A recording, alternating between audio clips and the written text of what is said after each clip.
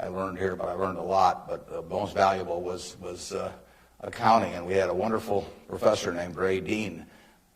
There may even be something named for him down here, isn't there? Yeah, I mean, he was, I'd been to the Wharton School. I went to Columbia Graduate School subsequently, and I took a lot of accounting courses, but by far the best instruction I received in accounting came from Ray Dean, and there's nothing more important. People ask me what they should take in business school,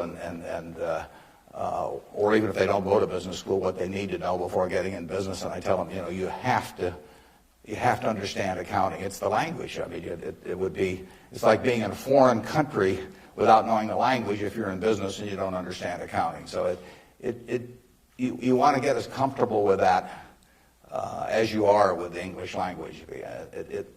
It's made me a lot of money because I listened to what Ray Dean had to say 53 or 4 years ago, and have been able to understand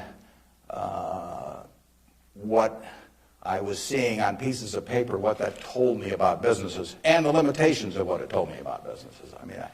But that's the way we invest. Yesterday I was in Knoxville, Tennessee, and we bought a company.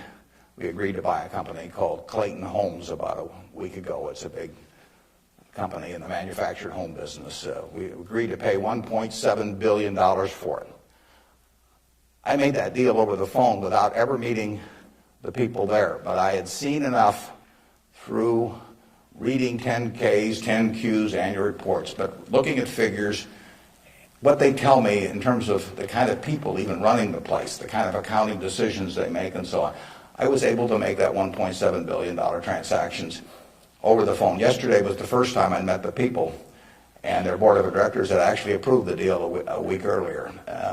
So it's, I couldn't have done that if I hadn't have, had a great time at Ray Dean's class 53 years ago. So if I'm going to tout one thing, aside from this particular leadership class, of course, if I'm going to tout one thing, I would tell you that get comfortable with it. It may not happen the first week or the first month in the class, but get very comfortable with accounting. So I run into CEOs periodically who really don't understand it. They try to bluff their way through, and you can see it in their faces. They're frightened almost when somebody hands them a balance sheet or an income statement. They really don't know what it means, and they have to count on somebody else.